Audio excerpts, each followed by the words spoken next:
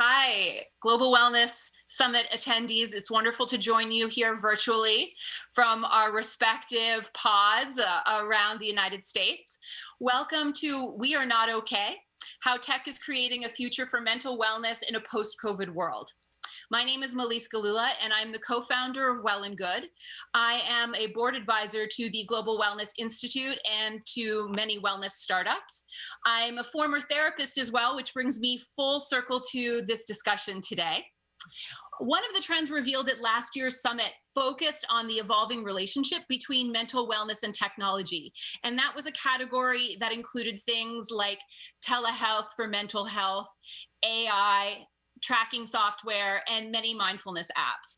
Now, thanks to COVID, this area has had rocket fuel engine urgency to it. As we all know, the pandemic has already accelerated an emerging mental wellness crisis on a global level. In this country alone, 40% of Americans reported that they were struggling with mental health issues, according to the CDC.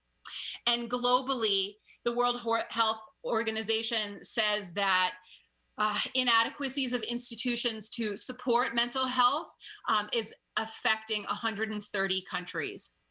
So the fact is that many of us don't know how to nourish our mental wellness. And on the treatment side, mental health care has been notoriously expensive and difficult to access, more so than regular health care. In the tech space, however, there's incredible potential for meeting people where they are right now, which is in their homes and on their phones, and with mental health information and services. So to discuss how these tech innovations are supporting our sanity right now and in the future are three extraordinary leaders representing various solutions on offer. And I'm so pleased to have them with us today. Simmone Taitt is the founder of Poppy Seed Health. It is a global telehealth solution transforming the way we support pregnant and postpartum women X with 24/7 on-demand text access to doulas, midwives, and nurses. Harvard-trained psychiatrist Jim Gordon is the founder of the Center for Mind-Body Medicine. He is a former researcher at the National Institute of Mental Health and the best-selling author of The Transformation.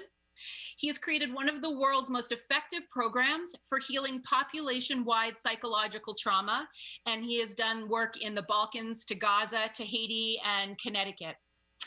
Amanda Eilian is partner and co-founder of Able Partners, a venture capital firm focused on early-stage companies in the positive living space. And one of the largest segments of her concern is mental health and wellness. So I'm thrilled to have you all today and your various expertise on this topic. And I'll start with you, Simmone.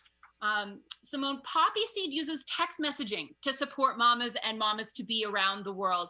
Tell us a little bit about how it works in the context of what happened when COVID came along. Sure. So text messaging is exactly where we needed to be when the pandemic hit the world. We know that when we look at the statistics of how long people are on their mobile phones and also the access to the technology, texting technology across several platforms, we knew that for pregnant and postpartum women X, that entire population, they need the help when they need the help, exactly where they are. And so when COVID hit, we very quickly doubled down on growing our advocate network with our doulas, midwives, and nurses so that we could focus on the emotional and mental health support. So imagine being pregnant or postpartum, and then on top of that, having a pandemic that at that time we knew very little about. And having not that much access to telehealth as it related to emotional and mental health. So we very quickly went into action and very much focused on how we could support. And that for us looked like 140% growth overnight within the first 30 days of COVID becoming a worldwide pandemic. And so we absolutely, not only did we do the best that we could, but we knew that beyond what was the unknown then, there would be many more months, as we are still now in the pandemic, of supporting the emotional and mental health needs of our members.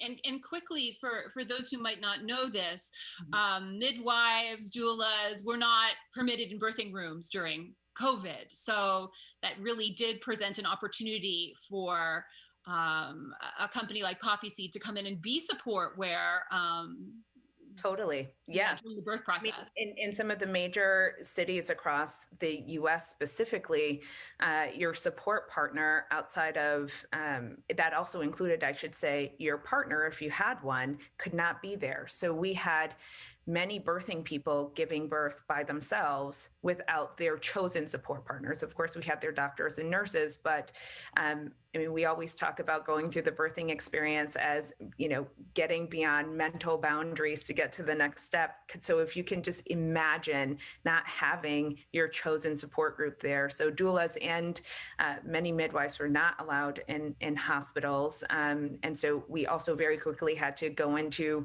support mode for our advocate network as well. So telehealth and technology, leveraging the power of technology, was the way to be there for the people that needed us the most. Dr. Gordon, I feel like you were in a similar situation. Your programs have been very much in person, very globally situated in moments of crisis and need. And you and your faculty of 130 or so did what I don't think a lot of nonprofits would have had the confidence to do. You just really leaned into Zoom and a technological platform to help you do the work that you were doing. Can you tell us about that aha moment and that decision? Sure, Melisse, I'm happy to, and it's great to be here with all three of you. Well, it was an aha moment that I had resisted, I think, for a while. My staff was saying, you know, we're working, as you mentioned, we work during wars, we work after wars, we work after climate-related disasters in Northern California, Haiti, Houston, after Katrina, Puerto Rico. So, and everyone wants us there with them. We mobilize whole populations to help and heal themselves. Gaza's our largest program. We've trained 1,000 people in Gaza, and we've worked with 270,000 children and adults. So I'm thinking, well, we can work on a large scale in person. We have a parallel program in Israel. So I was kind of like, I don't know if this intimate work of helping people move through profound psychological trauma can be done online. And then the pandemic came, and it was either, you know, work online or not work. So I said, okay. So my aha was, as my staff, who are much more tech savvy than I, began to make this possible. And what I discovered in the first time I did an online group with people who are mostly frontline healthcare workers in New York City and Washington, D.C., is it worked beautifully. We brought everything online. We brought webinars. I've been doing weekly webinars at the Center for Mind-Body Medicine for the last 6 months or 7 months. We have online mind-body skills groups, 8-week-long groups. We've had 700 8-week-long groups. So we've worked with, you know, 7,000 people there. And we put our whole training program. So right now I'm in the middle of a 5-day training program in which we have 240 people. And our tech people know how to split it up. So we have 23, 24 small groups. We have large group meetings, faculty meetings, and it's working amazingly well. And what I'm struck by again and again is the possibility of connecting very intimately with people on a screen. And many people, I don't know if others of you have seen this, because we're online, there are some people who are kind of very shy in person. It's easier for some people to be online. And then more than that, we're also able to reach out all over the world simultaneously. So we have a US training, primarily as people from the US, but we have people from Australia, from Europe, from the Middle East, you know, if they're willing to deal with the time changes, from Africa, who are on these trainings. And we are expanding very significantly because of this online opportunity. I mean, it's amazing to hear that you still capture the essence of the work and that the Zoom medium provides for that intimacy. I think that's really exciting and a big question that I had going into this. Amanda, I have heard that, according to Forbes, in any case, that funding in this space has topped $1 billion in the first half of 2020 alone. So, and it's not just the mindfulness apps like calm.com, producing content. But what kind of companies are seeking funding or getting funding? And what are the innovations in technology that you're seeing that you're excited about that were sparked by COVID? Yeah, I mean, I think that's right. It depends how you look at the landscape, but certainly the investment into digital mental health startups was more in the first half of this year than in all of last year at any other point in time. And I think there's a couple of ways to look at the landscape and how we look at the landscape. You can look at the categories based on the specific product offerings, or you can look at it based on who's paying, whether it's a direct to consumer or you're going through payers like insurance company or employers. And we do look at both sides. But in terms of product offerings, there's one bucket that's not always talked about, but hardware, which I think we're starting to see a lot more innovation there. So companies like Apollo Neuro and Touchpoint, where they have actual devices that are meant to bring your level of stress and anxiety down. Devices like Muse and which is a meditation headband, Wave, which is a meditation enabled pillow to help you, and even things like the Apple Watch and Oura Ring, which have built-in breathing modules to help people relax. And then on the more software side, the categories that we look at are digital therapeutics, which are generally FDA-approved treatments, mostly prescribed by providers. So those are for people who are actually experiencing diagnosable mental distress. So companies like Pear Therapeutics has gotten approval for their insomnia and opioid use disorder, substance use disorder indications on a purely virtual software platform. And there's a number of other companies in that category, like Wobot, Limbix. And then on the more wellness side of the spectrum, and I know, a lot of times we like to divide these categories, but I think it's really, it's a continuum, right? There's nobody who's perfectly well, and, hopefully, some people are in crisis, but usually you're somewhere along that spectrum. So there's definitely overlap in the approaches, but the wellness apps, as you mentioned, the Headspace and the Calms, and what we're seeing, Headspace raised 140 million during COVID. So they've certainly had a strong response. But I think what you're also seeing is more fragmentation. And so more of those wellness apps, which are able to target individual communities and smaller groups of people in a way that speaks to those communities, in a better way. And then there's, things like apps that are specifically focused on breathing techniques or tapping and other things like that. Which are newer entrants to the space. There's also telehealth, of course, as Simmone has already touched on, and Jim, you touched on a little bit, but if you look at that, we can break that down into medication management. So Hims and Hers announced that they would start doing some mental health. Cerebral is focused on medication management. And then there's the apps that are focused more on the therapy side. There's a pediatrics app called Little Otter. And what we've really seen is a huge surge in the group models, group coaching or group therapy models. And I think that addresses, one of the things that was really brought to light during COVID. There was already a huge provider shortage. Half of Americans live in a county without a psychiatrist. But this allows, a model that's not one-to-one, especially for people who are sort of subclinical in their needs, can provide potentially a more cost-effective, more convenient, and also in some cases more therapeutic way to engage with these issues. Yeah. I'm really interested in what you said about how technology can really help provide access for communities left out of traditional mental wellness, education and information, and mental health care. I'm really curious how you three have each thought about the access issue. Even when you're a very high functioning, well-insured person in America, for example, it can be very hard to access the care that you need. So what about more vulnerable populations? What about people of color in this country, LGBTQ? Maybe are there things that you've thought of that how tech can help bridge the gaps there? Let me start off by framing the discussion about mental health. Traditional psychiatry, traditional mental health practitioners are not primarily what's needed right now. I think that's a model, that's the medical model. Basically say you have a diagnosis, you have a problem, you go see a doctor or a therapist, you get treated.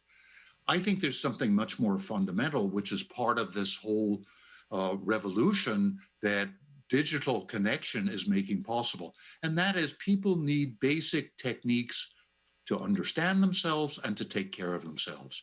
That the vast majority of the difficulties we have, humans have here on the planet of all kinds, are chronic and stress related. And the tools of self-care and group support can provide what is needed for the overwhelming majority of people. So what we've worked with several million people around the world in person. And now my hope is to work with many millions more online. And what we can do and what we can train people to do, including any of you who's interested in doing it, because it doesn't just have to be health professionals or mental health professionals. We can train people who are intelligent, who want to help others to understand and help themselves, use about 15 or 20 different self-care techniques, and then we can guide them, mentor, and supervise them as they spread the word out with whole populations. We've done this many places around the world, and we've used my book, The Transformation: Discovering Wholeness and Healing After Trauma, as a fundamental guidebook that people can use, and either with somebody online with them or even by itself. And what I see as the future, what we are seeing is we are working with exactly those populations that you're describing. Our primary populations have been people who have no money, who've been in wars for years, or people in places like Haiti or Puerto Rico who have no mental health services, who have been overwhelmed by hurricanes or earthquakes or both in the case of Puerto Rico. We are able to work on a very large scale there now. And now that we, in person, and now that we've gone online, it is exponentially larger. We've worked now since the pandemic began with brief meetings online. Some people don't have internet access, so sometimes we're working over cell phones, for example, or going to radio. We've worked in Haiti with between 200 and 250,000 people in the last 7 months, teaching some basic techniques, and about that same number in Gaza. And my hope is to do that here in the US, to train thousands of people in this method we've been using and studying and demonstrating its effectiveness for 25 years, and to make this work widely available. And I see this as foundational, and more specialized and individualized or individual mental health care comes next. But basic self-care, mental health self-care can be available and should be available to everybody in this country. Right, right. And Simmone, I feel like you were nodding your head quite a bit of this. The maternal health rates in this country are not great. I imagine you have some data or some anecdotes to share with us about your experience. Sure. I mean, listen, there's no getting around this. In the US, 46% of all of our births are Medicaid. And the data shows that within the next 5 years or so, maybe even sooner, more than 50% of our births in the US are going to be Medicaid. Our maternal mortality rates are abysmal. Women who look like me, Black and brown women, are 3 to 5 times more likely to die from preventable maternal health measures or interventions. And so we're not just talking about building telehealth or building technology because we think it's just a cool thing to do. We're doing it because it is an intervention point for accessibility, equitability, and to get the answers that you need on demand, when sometimes it's the only access that you have. Both Jim and Amanda pointed this out. We have a provider shortage. And so what that means is that we very much thought about emotional and mental health support as being healthcare, obviously, but what are the supplemental support people to your provider care, to your clinical care? What's giving you the new care model? And for that, that's where doulas, midwives, and nurses come in, right? We know that the data shows that when you're working with a maternal health advocate, that you're more likely to be what we call expert anonymity. So you're more likely to share things that you wouldn't necessarily share with your provider that are critical to your emotional and mental health journey. You're more likely to have better health outcomes as it relates to your labor and delivery. And especially as it relates to the two things we want to keep really, really low when you're pregnant and postpartum, and that is your anxiety and your stress. Having somewhere else to go. And I think specifically with Poppy Seed Health, we've taken a very bold stance on supporting Medicaid. We funnel dollars from our paying members every month into Poppy Promise, which supports our Medicaid members, and it's the same in equal service. And that's so important in destigmatizing and also providing accessibility in the US right now. Absolutely. Absolutely. And I am alarmed to see that we just have a minute left together. So Amanda, I would like you to paint us a picture of the future, taking into consideration the challenges that Jim and Simmone and the companies you work with and are acquainted with are working on. What can we expect in 2021 and beyond in this space?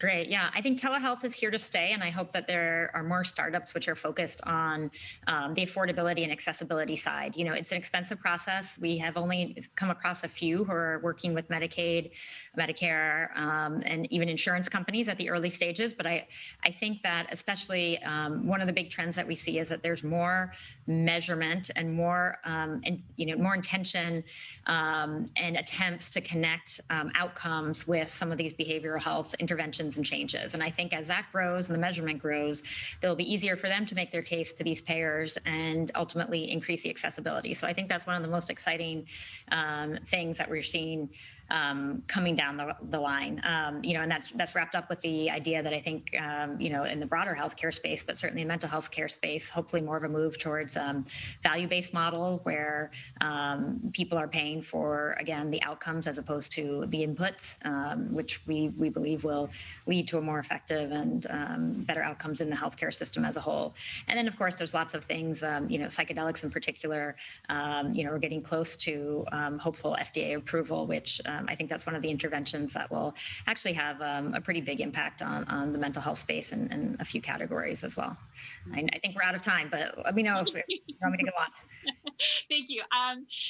Anyone watching this today, feel free to follow up with our speakers. I'm sure they would love to fill you in on things that you're curious about that we weren't able to get to today.